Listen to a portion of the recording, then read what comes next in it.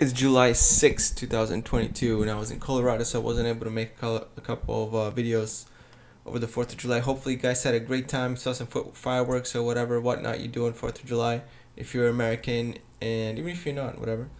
Hope you had a great time. I had a super blast, fun time, so loved it. But now back to the markets.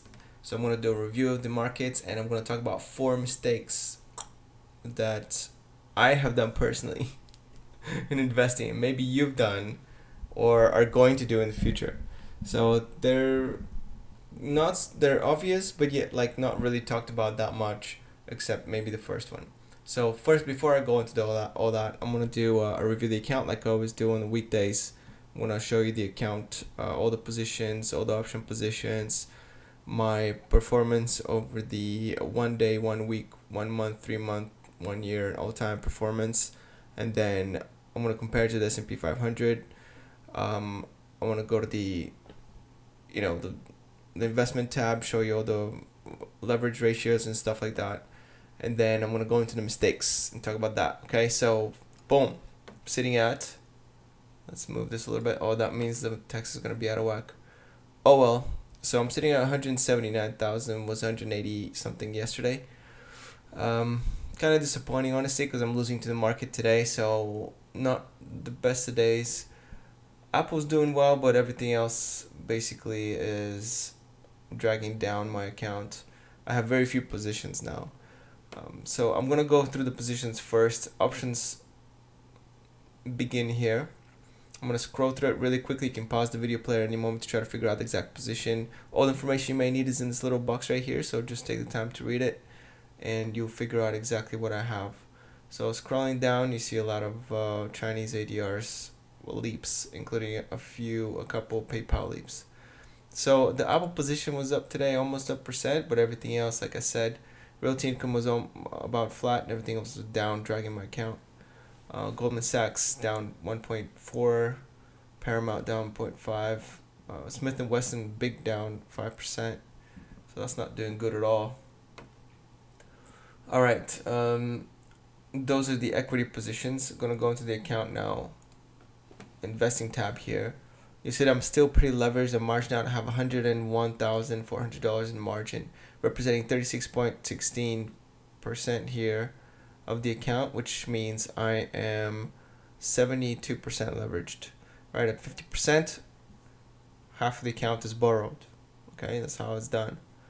So stocks by total return, not that many stocks in the account anymore. Definitely consolidated over the last year or two, so I'm only in like 4 names that I plan on keeping. So Apple, some Goldman Sachs, Main Street, and Realty Income. I plan on getting rid of Paramount Global whenever it reaches that $30 mark, if it ever does. Smith & Wesson if it ever reaches that $15 mark, if it ever does. And Diddy Global I only have here just for kicks and giggles. I wanted to see what happens after they delist from NYSE, and the answer is you, just like we thought, either traded over the counter, but with a twist. You can't really buy them through Robinhood. You can only sell them through Robinhood into the OTC market. So that's an interesting tidbit right there. Okay, back to the portfolio. Now I'm gonna go into the performance part of the video here. We'll do 1 day performance down 0.86, 1 week up 4.22, 1 month down 1%, hurts red, 3 months 5.27 down, and 1 year is actually green, up 4%. And this is the all-time chart. Whenever I do the all-time chart, I have to mention that I started investing in April 2018, somewhere around here. That's why the chart looks so weird, and it's flat before that. So anyway, keep that in mind. Okay, so that's the all-time chart. Now let's go into the SPY. Somewhere in the list here. Huge watch list. I gotta remove some names. Okay, so definitely lost to the market on the day. Market's up 0.35. I was down 0.8. On the 1 week, the market's beating me as well. 1 month, I'm winning. 3 months, I'm definitely winning. 1 year, definitely winning. And 5 year, I think I'm winning as well. So there, I've had just the market's been beating my ass in the last week, but that's and today. But other than that, I've been doing all right versus the market. So it's good to see. Okay, now 4 mistakes that I've personally done on my investment journey. I made a lot of those early on, and I'm still afraid of doing these mistakes now. So maybe you can benefit from my failures. And here they are. I'll talk about each one of them in order. Oh, that's not him. Don't look at that. So I might have to move this a little bit because I messed up with the camera. So hold on one sec. All right, there we go. So first one is over leverage. So this is a very common mistake. You get access to margin, you automatically want to use all of it. You buy companies that are kind of risky, YOLO companies or whatever, or you buy into a sector that you don't know that it could drop very substantially. Like, for example, my mistake was I was a bit leveraged on miners, and I lost some money there. So that was bad. I bought silver leverage like a long time ago, maybe in 10, 11, right at the top, which was very bad. Don't do that. So I've definitely learned my lesson since then when it comes to like at least those asset classes. I'm still playing with leverage because I don't want to run away from the devil. I want to learn to live with the devil. So yes, I do know that it's risky. I know I've borrowed $101,000 against my account, and I've been more leveraged than this in the past year. So I realized that I've learned techniques to cope with leverage, and I'm not saying that I'm not gonna go broke. I might. It's very dangerous. You shouldn't do it. With an amount of money that you can't lose. So, none of this is financial advice. Like, just consult a professional if you're not an expert, and even if you are, like, get a second opinion. Investing is tough stuff. It's a lot of risk. It's your entire life's time invested in some of these accounts, so the decisions actually weigh quite a bit. I don't recommend it for the faint of heart. Anyways, enough of that. So over leverage, don't do it unless you absolutely know what you're doing, and then still like leave some margin for safety, in my opinion. But my advice is to play when leverage with only stuff you can lose. Okay, just when things go sour, when things go down, the leverage has an effect of kind of doubling the effect of your losses, more or less. So you go down 50%, your account goes to zero. You've lost everything forever, and that's it. So it can cause permanent loss and destruction of capital like nothing else. All right. Okay, I think I've beat that horse to death. Let's go number 2, insufficient due diligence. So I've done this mistake as well. I've gone into companies that I haven't done enough background checking on. Now, after I do a brief overview, I actually film those overviews on the weekends sometimes for you guys.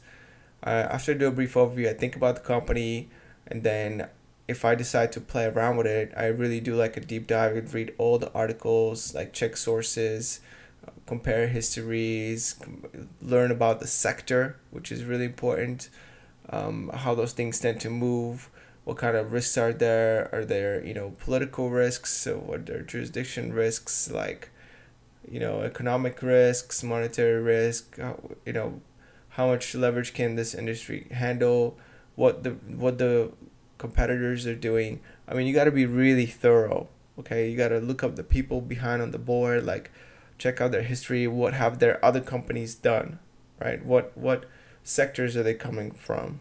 Are they out of their league on this one? Are they trying to do something with this company that, especially the CEO, right, that it worked in a different industry but it won't work on this one? Like, you have to be really vigilant and diligent. Well, that's due diligence. Anyway, I'm still failing in this a little bit, right? I try to do as much research as I can, but obviously I'm just not that bright. I'm not that intelligent to try to figure out and hold it all in my hand and figure out the cons and plus and minuses. But I do give myself like plenty of time. I'm not gonna just go into a company not knowing anything about the industry. If sometimes if I do a lot of research about industry, then I can sidestep into another company in that industry quite easily, right? Because I don't have to do that background check. But I recommend everybody does industry due diligence, not just the company itself. No, don't just, don't buy, a retail company and then go into a resource company thinking it's going to be the same thing. Okay, that's just not how it works. So check out their product material, learn the mechanics behind the businesses and their industries. All right, so due diligence, proper due diligence is really important. Okay, number 3 mistake that I've done is sometimes it's no exit strategy. I'll buy something and then I used to do this, right? I'll buy something and now I only do it just as a form of gambling, which is bad, but I do it with small amounts. So, but anyways, no one should do this. Just, you need to figure out what you're gonna do with this with this holding that you have, right? With this business that you're owning or whatever play you're making. Maybe you're trading options or doing swing trades. But you got to define it before you enter in. Okay, before you go into it, say, all right, so my entry point is this. My exit point is this. Or perhaps, okay, I will hold this until forever, or if it drops 40% from here. Or something changes that is quantifiable. Don't just go like, I'm gonna buy a bunch of stock, and then I don't know, if things go bad, I'll figure out on the spot when I'm gonna sell or not.